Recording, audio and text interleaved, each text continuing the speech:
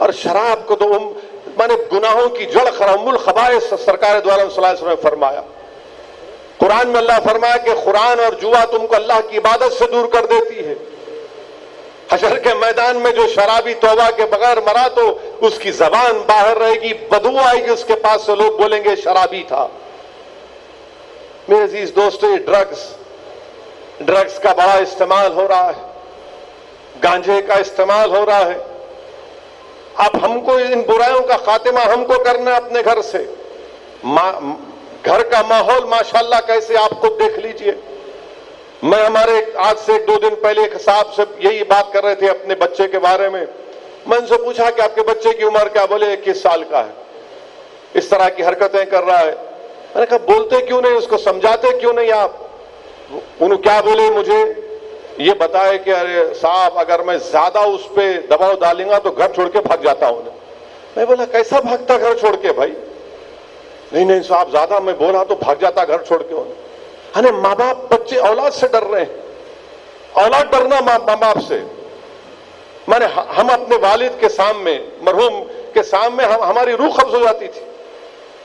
ज्यादा मैंने जिंदगी में उस जमाने में जो भी मिजाज था, जो लोग हमारी उम्र के हैं, वो तो अपने वालिद के सामने नजर झुकाकर बैठते थे। नजर झुकाकर जो भी शिकायत गुस्सा करना था वो अम्मा के पास जाकर करते थे। मगर आज वालिद ये कह रहा है ज्यादा दबाव डालेगा तो घर छोड़ के भाग जाता हूं। भागने दो उसको, फिर गलती आपकी है, आपने बचपने से उसकी तरबियत नहीं की। सही कहा आपने अभी यहां पर ऐसा रहमी साहब ने कि एक जमाना था कि सुबह सुबह बच्चे मस्जिद को या मौलवी साहब के पास जाकर उनको अखलाकियात की तालीम दी जाती थी। एक वक्त था कि घर में माँ बाप बैठकर अपनी औलाद को नेकी और बुराई के बारे में बताते थे, बहस होती थी उसके ऊपर, कुरान की तालीमात के ऊपर बातें होती थी, हदीस के बारे में बात होती। अब कुछ नहीं है। अब माहौल घर में क्या है, बाप के हाथ में सेलफोन है, उन्होंने फेसबुक पर, अम्मा टीवी में है, बच्चे वीडियो गेम में है। हकीकत है ये, हर घर का माहौल ये है। जब से ये वाईफाई आया, उन्होंने एक तरफ अने खाना खाते वक्त भी सेलफोन। हम समझ सकते हैं, हम सियासतदान है, सेलफोन सामने रहता, कोई फोन करे उठाना जरूरी, मगर माहौल ऐसा है कि बस लगे हुए हैं सेलफोन में। ना बाप को फिक्र औलाद की, ना अम्मा को फिक्र, ना बेटों को अपनी फिक्र, ना तो घर का माहौल क्या होगा फिर? माने बजाय अपने माँ बाप से करीब रहने के, वो अपने दोस्तों को अपने माँ बाप के बराबर समझता है, उनसे ज्यादा मोहब्बत करता है। यह हकीकत है आज के माशरे की, और इसकी जिम्मेदारी हम पर आयद होती है। इसकी जिम्मेदारी हम पर आयद होती है। आज पूरी इंसानियत तरस रही है, मुसलमानों से कह रही है कि हमको रसूलुल्लाह सल्लल्लाहु अलैहि वसल्लम की तालीमात से हमारी प्यास को बुझाओ, और हमारे नौजवान कहां हैं बताइए? याद रखिए, अगर हमारे नौजवान में इसी तरह का ये इर्तिदाद, ये तमाम फितने बढ़ते जाएंगे तो कौम गिर जाएगी। खुदा न खास्ता, आप कौम और मिल्लत का मुस्तकबिल है। अगर आप इन बुराइयों के रास्ते पर चले जाएंगे तो फिर क्या होगा बताइए आप? अगर हमको अपनी गुर्बत की शिकायत भी है, मगर शराब खाने भी आबाद, पैसे नहीं है मगर शबाब के पूरे सेंटर पर हम मौजूद, ऑटो है, बेचारा किसी को देता है कि भाई कमा के दे, तो शराब पीकर ऑटो पकड़ जाता है, और दूसरे दिन दारुसलाम को आकर खुद नहीं आता, दूर खड़े होकर अपनी बीवी को जाता, जाके तुम बोल के आओ। अरे क्या है बताइए आप? क्या आप शराब पीएंगे? नाम आपका क्या है? अब्दुल रहमान आपका नाम है, और आप शराब ऑटो चला रहे हैं, शराब पकड़ा जा रहा है आपका। आप जुल्म कर रहे हैं अपने घर में, बहू आई जहेज लेके नहीं आई, पीटते हैं उसको, फिर आपको शिकायत है कि भाई मेरी बच्ची की शादी भी नहीं हो रही। याद रखिए, ये बुराइयों का खातिमा, ये गुनाहों का खातिमा, ये माशरे से ये कत्ल गारत गिरी को अगर हमको और आपको मिलकर खत्म करना है तो इसका एक ही तरीका है कि दीन सीखिए, इस्लाम को समझिए। इस्लाम सिर्फ यही नहीं है कि जुम्मे के दिन चले गए जरा इतर लगा के, ये नहीं है। दीन समझिए, उलमाओं के सोबत में बैठिए, उलमा के सोबत में बैठिए, अपने माँ बाप की इज्जत करिए, अपनी माँ की कदर करिए, अपनी बीवी की इज्जत करिए, अपनी बीवी से मोहब्बत से पेश आइए। क्यों मारते भाई बीवी को अपने आप? किसने इख्तियार दिया मारने को आपको? उलमा है, पूछिए आप, मैं भी रुक जाता हूं। आप ये उलमा आपको बोलेंगे क्या बीवी का काम खाना पकाना है? ना बोलिए आप क्या बीवी का काम खाना पकाना है शरीयत में? पूछो आप इनसे। नहीं, तुम नहीं पकाओ, हम सुनते हैं। आप पूछो, मैं जाने के बाद लो फतवा लो, आप जाके जामे निजामे से फतवा लो, क्या बीवी का काम खाना पकाना? पकाने का है तो पकाने वाली को रख लेना मियां। रसूलुल्लाह सल्लल्लाहु अलैहि वसल्लम खुद अपना कपड़ा सीते थे, खुद अपना काम करते थे। रसूलुल्लाह सल्लल्लाहु अलैहि वसल्लम अशरफुल अंबिया रहमतुल्लाह अलमीन। अब इन्हों कई झगड़े, खाना अच्छा नहीं पका। अरे तेरा काम उसका काम नहीं है बाबा, तुम पकाओ, यार पकाने वाली को रखो, या जो पकाए अल्हम्दुलिल्लाह। नहीं, मेरी अम्मा की खिदमत नहीं करी। अरे उन्हें, तुम्हारी बीवी है, नौकरानी है, उस पर मारते हो उसको। पूरा माहौल बर्बाद और पूरी शर्मिंदगी हमको होती है। और फिर ये मीडिया को मिल जाता है, इन्हों ऐसा करे, जबकि बुराई सब में है।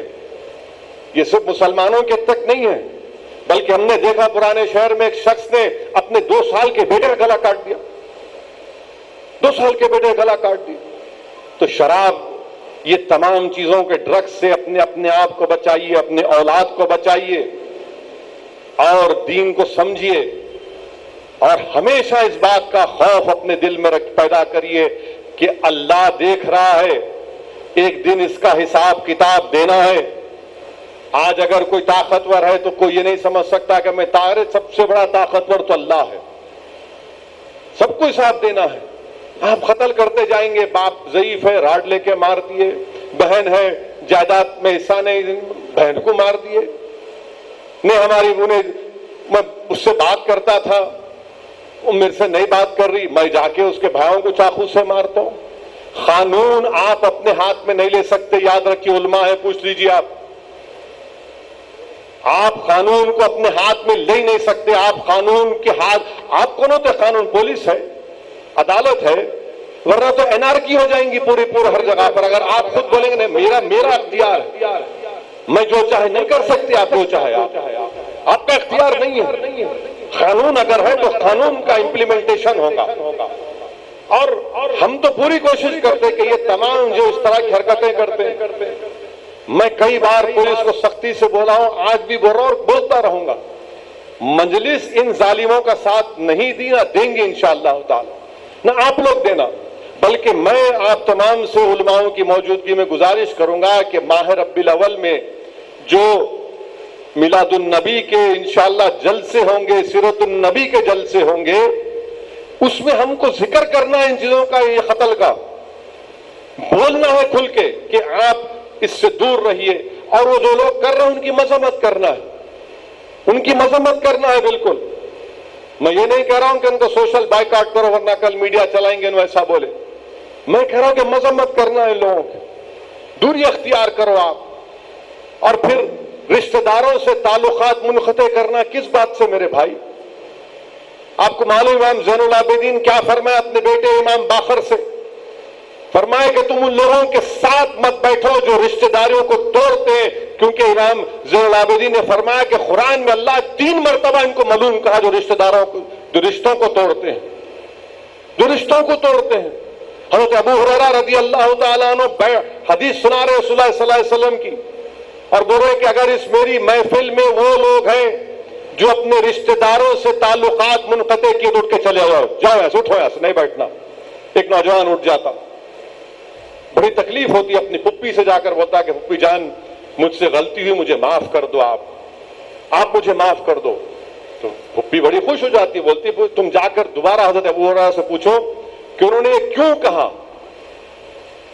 तो जाकर हज़रत अबू हुरैरा से पूछते हैं कि मेरी पुप्पी से मेरे ताल्लुकात खराब थे, मैं दुरुस्त कर लिया, मगर उन्होंने आपसे पूछा कि आपने ये क्यों कहा कि इस महफिल से उठ जाओ जो अपने रिश्तेदारों से ताल्लुकात को मुनक़ते कर लेते। तो हज़रत अबू हुरैरा रज़ी अल्लाह तआला ने फरमाया कि रसूलुल्लाह सल्लल्लाहु अलैहि वसल्लम की हदीस है कि जो अपने रिश्तेदारों से अपने ताल्लुकात को मुनक़ते कर लेता, अल्लाह की रहमत उस पर नाजिल नहीं होती। कई हदीस है, किताबुल कबायर इमाम ज़हाबी रहमतुल्लाह अलैह किताब में पूरा कई चैप्टर्स हैं गुनाह कबीरा के बारे में, पढ़ लीजिए आप। तो रिश्तेदारों से अपने ताल्लुकात को बरकरार रखिए। अगर कोई दौलतमंद हो गया, अल्लाह ने दौलत दी, तो ख्याल रखो गरीबों का। कुछ तो मदद कर सकते, नहीं भी कर सकते तो कम से कम हमदर्दी से आप पेश आ सकते।